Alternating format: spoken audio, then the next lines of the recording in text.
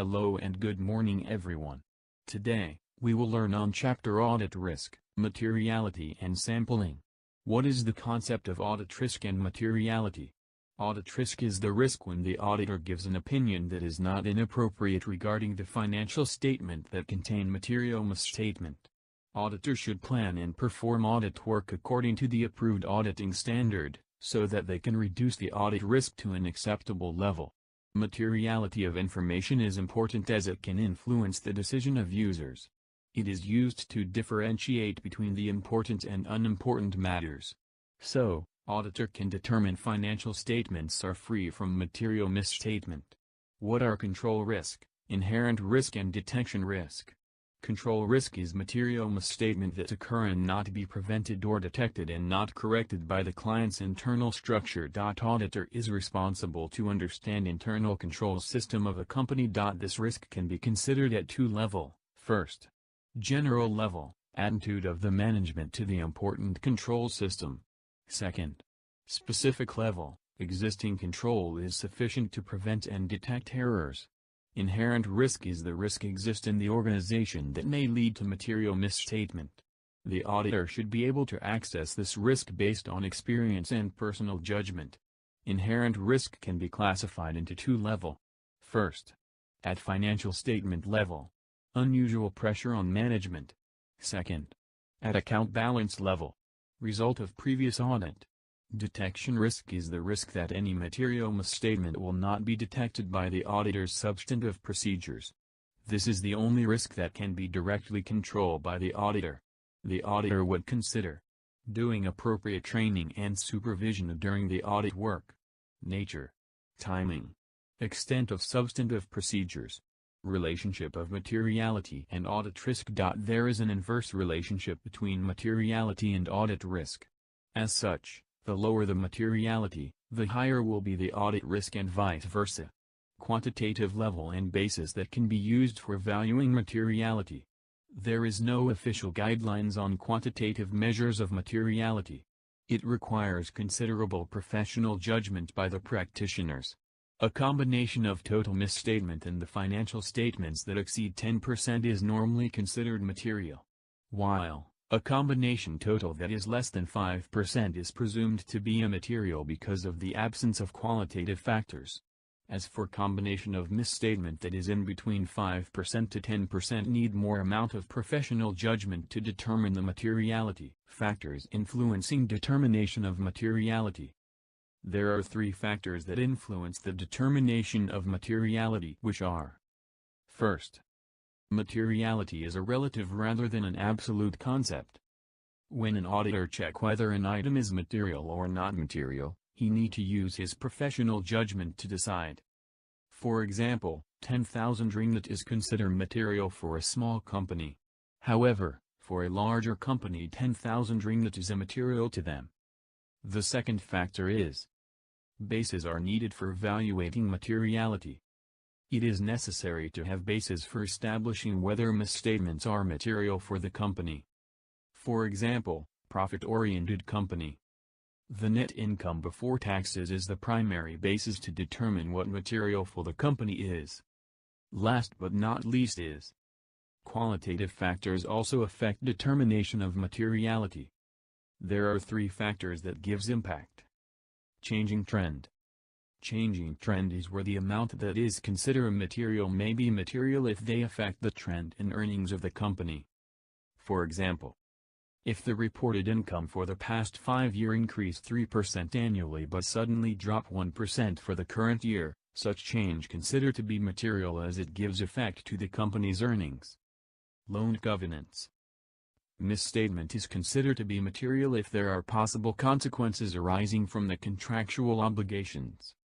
For example, when the amount agreed as per the loan agreement is less than the required minimum, therefore it shall materially affect the liability of the company.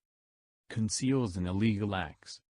Error involving fraud is considered more important material rather than unintentional error even though the value in ringgit for the misstatement is the same. The fraudulent act in the company may result auditor to increase their materiality level. Application of audit risk model to audit work. The audit risk model determines the total amount of risk associated with an audit, and describes how this risk can be managed. The calculation is audit risk equals inherent risk times control risk times detection risk. Inherent risk is caused by an error or omission arising from factors other than control failures. This risk is most common when accounting transactions are quite complex, there is a high degree of judgment involved in accounting for transactions, or the training level of the accounting staff is low. Control risk is caused by the failure of existing controls or the absence of controls, leading to incorrect financial statements. Detection risk is caused by the failure of the auditor to discover a material misstatement in the financial statements. Application. Audit risk model is used by the auditors to manage the overall risk of an audit engagement. Auditors proceed by examining the inherent and control risks related to an audit engagement while gaining an understanding of the entity and its environment. Detection risk forms the remaining risk after taking into consideration the inherent and control risks related to the audit engagement and the overall audit risk that the auditor is willing to accept.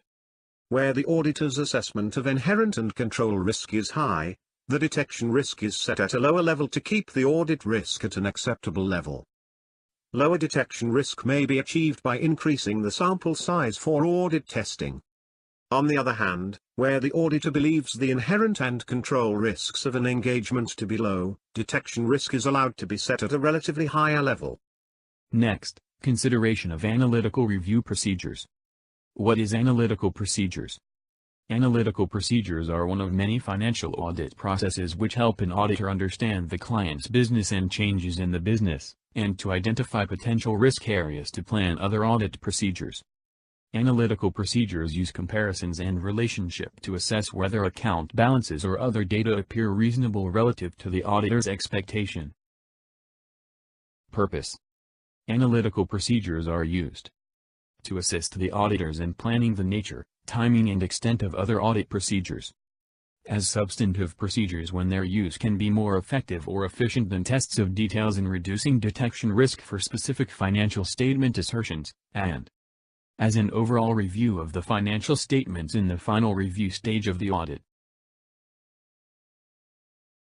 When analytical procedures are required. Analytical procedures required in the planning phase, to assist in determining the nature, extent, and timing of audit procedures. Analytical procedures are often done during the testing phase of the audit as a substantive test in support of account balances.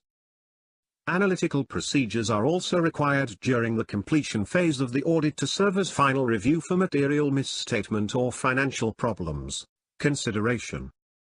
Analytical procedures include the consideration of comparisons of the entity's financial information with, for example, a.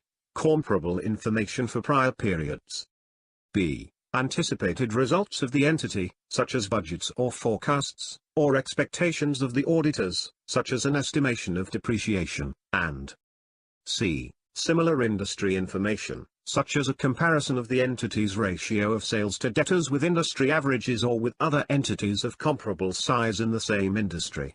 Analytical procedures also include consideration of relationships. A. among elements of financial information that would be expected to conform to a predictable pattern based on the entity's experience, such as gross margin percentages, and b. between financial information and relevant non-financial information, such as payroll costs to number of employees. Next, we will learn about ISA 530 audit sampling. Before we get started, we need to know the key terms in this topic. Audit sampling is the sample where less than 100% of sampling will be chosen in audit procedures. Sampling unit means that one item that creating a population, while population means the full set of data which a sample is selected. Non-sampling risk means that any inaccurate conclusions which are not related to the sampling risk. What is sampling risk? Sampling risk can be defined as the auditor's conclusions are not equal to or may be different to the conclusion of the entire population. It can be arises in two situations which are affect the effectiveness which lead to unsuitable opinion and affect the efficiency which lead to additional work. There are 4 objectives of audit sampling. 1. Gather the audit evidences for audit opinion. 2. Provide guidelines for auditor in providing opinion. 3. Detect any error or fraud. And 4. As an evidence for an auditor where he was act according to the standards. There are 2 types of audit sampling, which are statistical sampling and non-statistical sampling. Random sampling is categorized in statistical sampling. Random sampling means that all the items within a population had an equal chance that it may be chosen as a sample. For example, the sampling units can be a physical item such as sales invoices or receipts. Secondly is the systematic sampling. Systematic sampling is the method of dividing all the items within a population into certain numbers of sampling unit which converted into a sample size in order to generate a sampling interval. While monetary unit sampling is using the concept of value-weighted selection. Any selection of samples can be in monetary units which can determine the accuracy of the accounts.